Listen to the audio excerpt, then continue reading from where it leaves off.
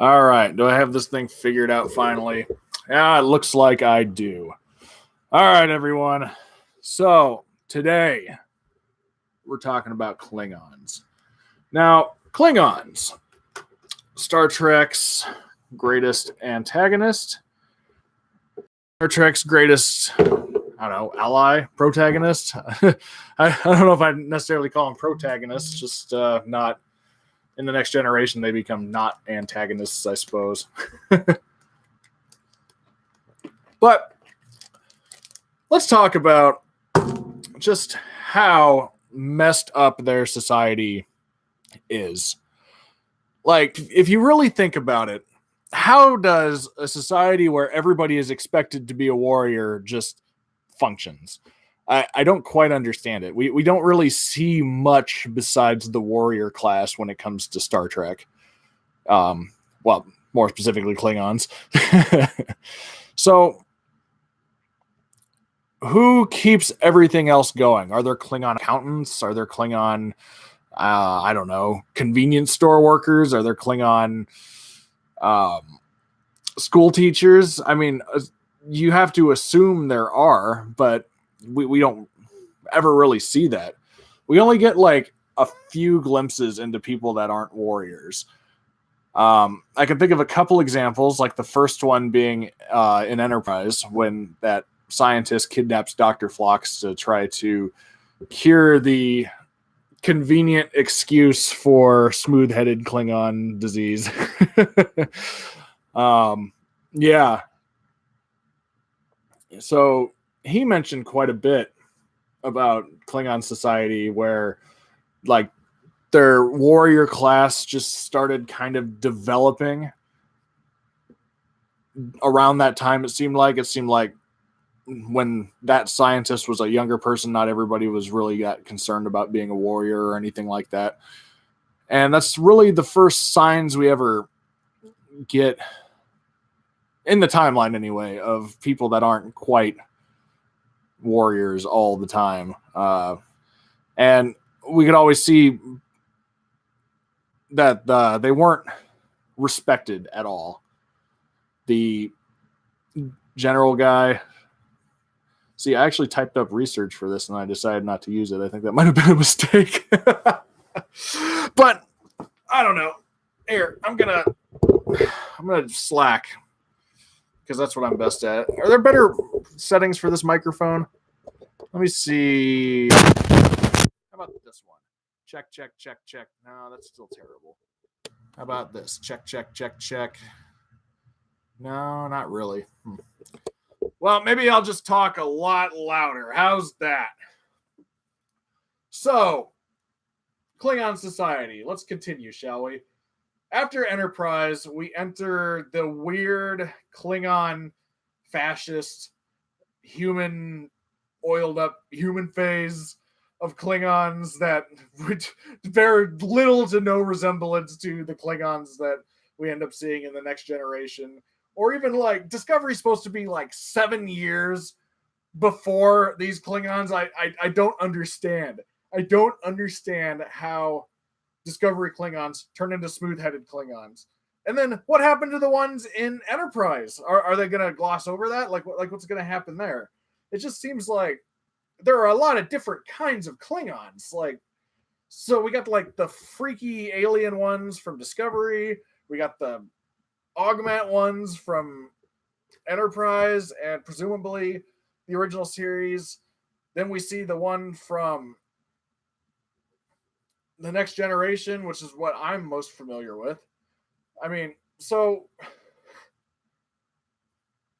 why don't we ever see these groups of Klingons together if they're all different like races of Klingons? Like, that really makes the most sense. I mean, the Klingon Empire is like a big empire, so there would probably be different looking aliens like within there that are also called Klingons. So that makes sense to me. But I think the producers of Discovery really should like show Klingons of all different kinds, just to be like, all right, look, there's a lot of different kinds of Klingons, like, solved. I think that'd be the best way to go about it. It's like, I don't know, maybe all the rigid Klingons took a sabbatical and just, all right, you guys control the Empire for a while. And then they created the super fascist state. and then they're like, oh, that didn't work. Let's go back. Like, fuck it. Let's go back. So, really, the best way to look at Klingons is where they were the most developed. And I think that would be on DS9.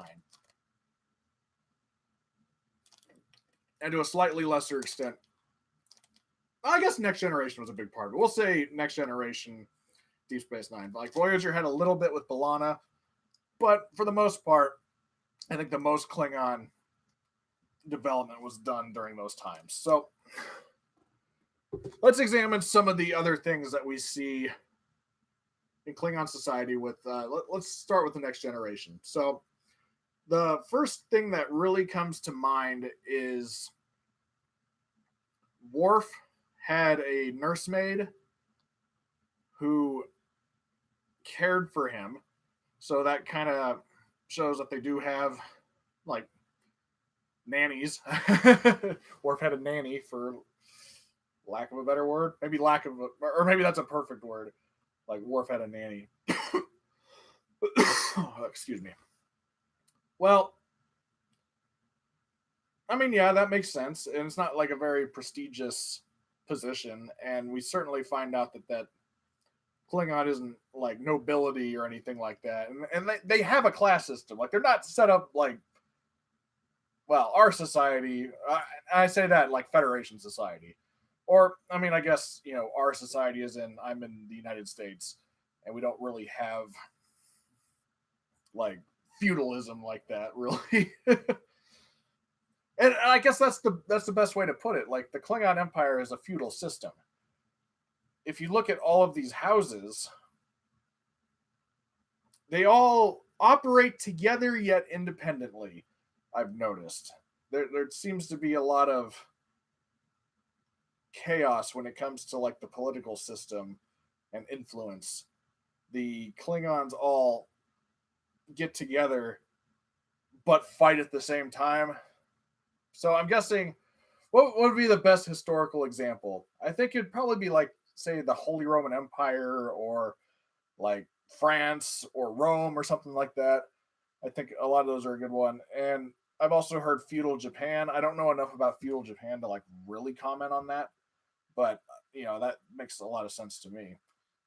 And that was clearly not the Klingon society that they set up in the original series. I think that was supposed to be like a comparison of the US to the Soviet Union.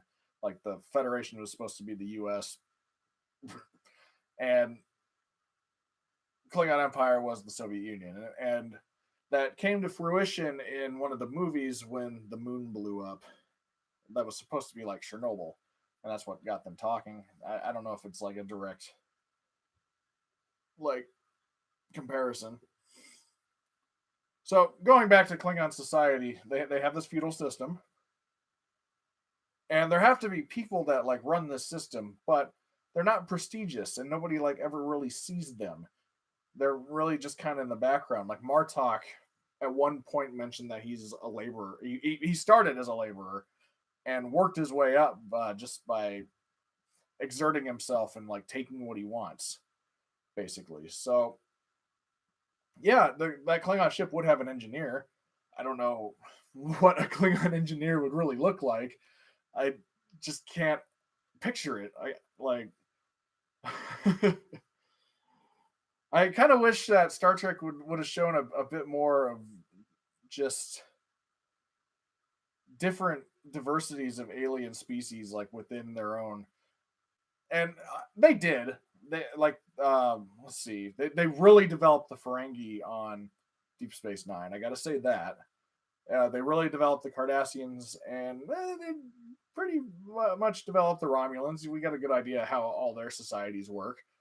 And, you can see like the Romulans, they value like science, and they value exploration as much as the Federation does. They're just not,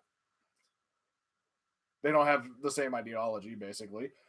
The Cardassians, I think they value technology as a means to conquer, but we've also saw that they were once a more enlightened society, so they grew into their militarism, so their society makes sense.